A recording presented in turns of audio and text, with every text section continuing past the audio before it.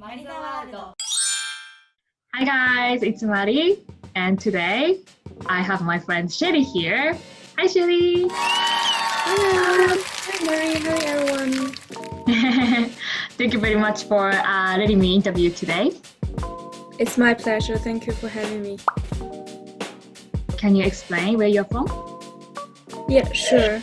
So I'm actually from a small place in China. It's the northwest of China. Yeah, so normally when I introduce my hometown, I would say it's nearby Xi'an and the city Xi'an. So, Sherry has been in New Zealand for a while.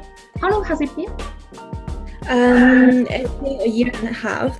So I came here last year, March. So yeah, almost a year and a half. March 2019, you came to New Zealand. Yeah, 2019. So, what made you come to New Zealand in the first place? Well, so I first came to New Zealand with working holiday visa, which is last year. So there's three things that made it happen. Yeah. It's actually a long story, but I will try to make it short. Actually, New Zealand is the first country opened the working holiday visa for Chinese. They released the application in 2009. And yeah, so it's quite late actually. And the second thing is, especially when I traveled to Switzerland, I've like that's the first time I've ever seen the nature landscape like that. I feel it's very similar to Switzerland, so that made me want to go to New Zealand as well. Yeah. And then the third thing is, like, after I graduated from my master degree, I started an internship in China. I didn't enjoy it very much, but I saved some money, and I feel like now I finally got time to do this, and I'm gonna apply it. So what do you do for a living in New Zealand? Yes, so at the moment I'm working as a travel consultant in tourism business in Queenstown. And we will see what's going to happen in the future. Yeah, just to explain a little bit how we met in the first place. I started my working holiday last year from Queenstown where she lives. And then I was staying in a hostel. And then back then she was staying in a hostel as well. When I was cooking, I saw her quite a few times and so did she. So we started chatting after a while and became friends. And then ever since we've been in touch. Yeah. Yeah. I feel so grateful that. I really appreciate that too. Yeah. Yeah, so I'm thinking like in the future, even though if you are moving to Canada, we can still doing this. Totally. Space. Totally, I'm up for it. Thank you. So now you guys know idea of my friend Sherry.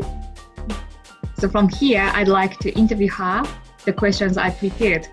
Okay, ready? Yeah, sure. Cool. What do you like about New Zealand? Yeah, so as I mentioned, the nature landscape is it's my main concern. The second thing is the lifestyle here. So as we all know, New Zealand is actually an immigrant country. Yeah. So here you can say people from different background, different culture very easily, especially in Auckland or in Queenstown. Yeah. Yeah, so you can live the life the way you like and you don't need to worry about any judgment. So I feel like here you're really free and the society is really diverse and very friendly to everyone. Like being yourself and being different from others is the common thing, is a normal, right? Yeah, exactly. In New Zealand, you feel more relaxed, more like being yourself because there's no judgment. Maybe there's still judgment, but much less compared to other countries.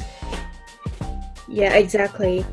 And the lifestyle is more chilled out, more laid back. I remember myself back in Japan, I was working at office more than 5 years. And then Monday to Friday, like 8 hours a day at least. And then whenever the weekend comes, like it's gone. Before you know, soon it's Monday again.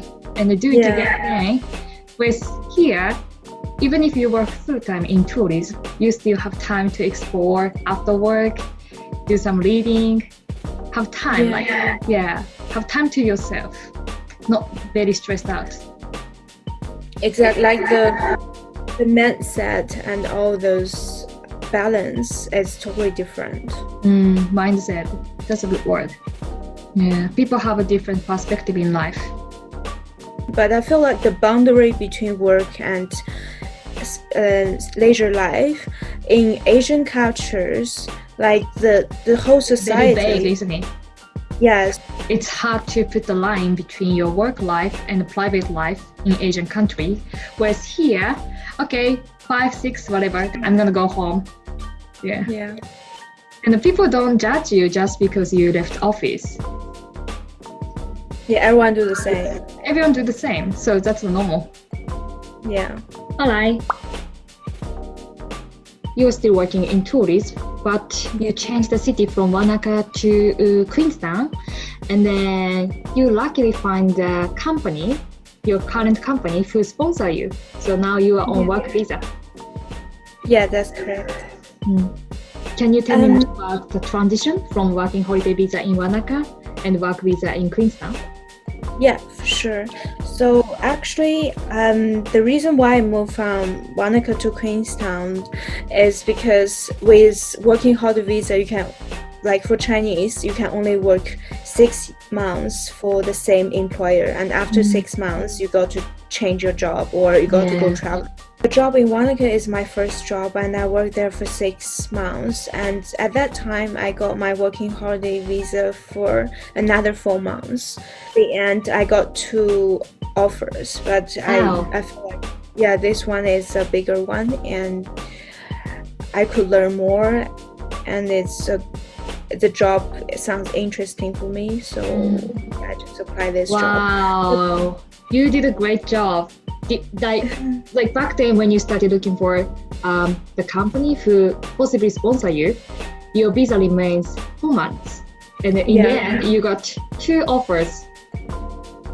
Yeah, but this year, like actually the process of applying my sponsorship is a bit frustrating. Like it's a bit it goes back and forth and back.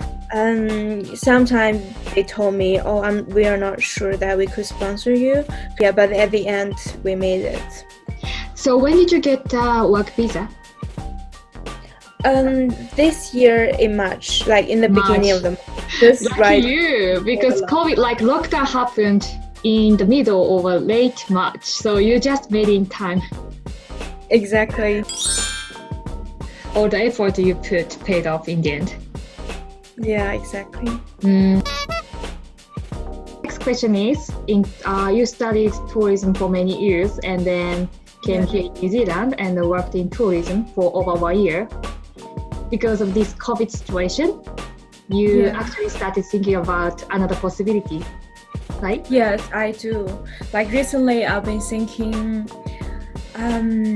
to change a career, or it could be something quite related, like especially at this time we all know tourism is the worst affected industry, but in New Zealand actually they rely on tourism very much. So I feel like as a foreign worker in New Zealand, immigrant worker in New Zealand, I need to find a way to stay. So probably I'm gonna get insight. Maybe marketing or marketing sounds good. For example, language school for international students. That's a good point. Educational industry as another main industry in New Zealand except tourism.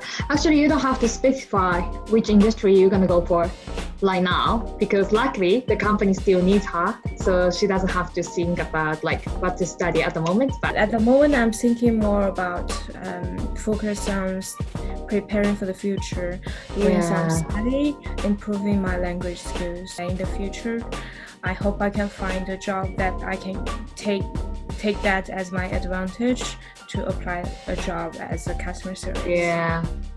I can see your bright future. Thank you. She's so determined.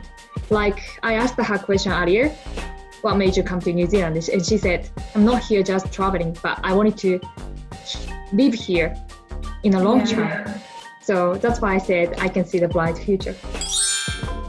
I mean, no one can see the future, but the least thing we could do is to think about what's the possibility, what's going to happen to us, and then what we could prepare for it. So what you're doing is great. My last question for you is about lockdown. We all went through lockdown period in New Zealand. Yeah. From March to April, it was over a month. Level 4 a month and level 3 about 2 weeks, a month and a half. So I would like to know about your experience with lockdown. How did you deal with lockdown? Yeah, sure.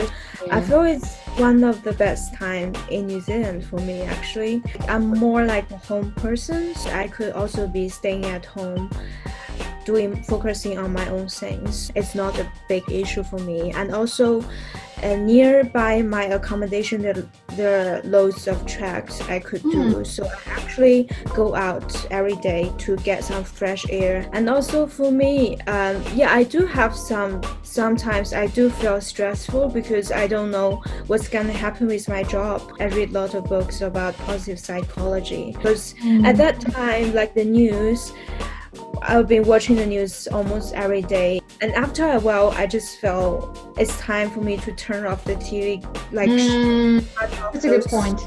Negative energy and to read something like positive. Yeah, that's a really good attitude. Instead of like continuously watching TV and getting affected by negative news, sometimes it's overwhelming to know more than we needed. Like bad things happen or hardship happens, but you can always make the best of it. Yeah, we need to try to see a bright side, although it's not always easy. Yeah, I feel the same way actually about lockdown.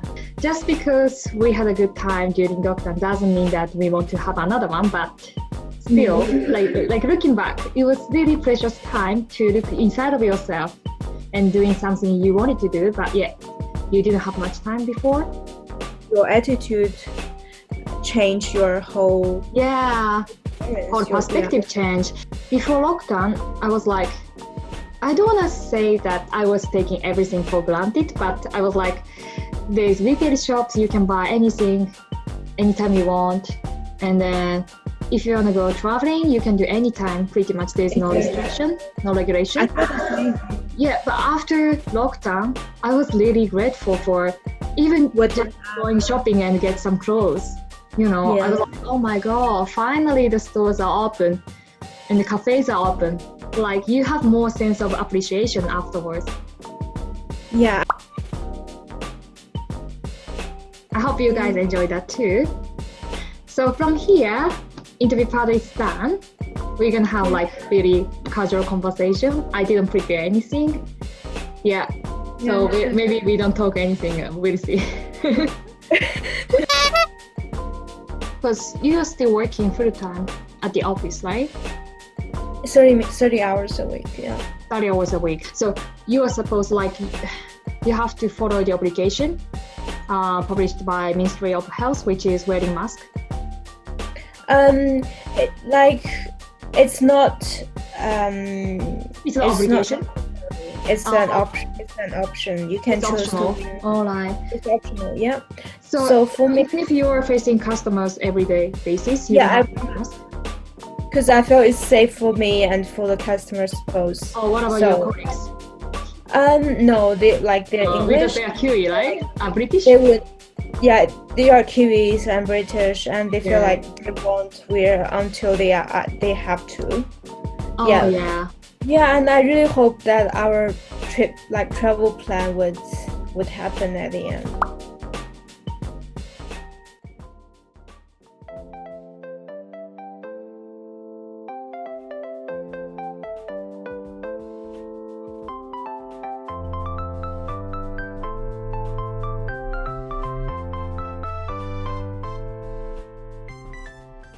So hope you didn't feel too tired after how long? 2 hours and a half? Yeah, it's been about 2 hours and a half. I enjoyed the whole conversation and Guys. It's been fun, good fun. So thank you so much for watching my video, and a special thanks to my friend Shelly. Don't forget to thumbs up, and please support me by subscribing my channel if you liked it. So I'll see you next video. Bye. Bye, see ya.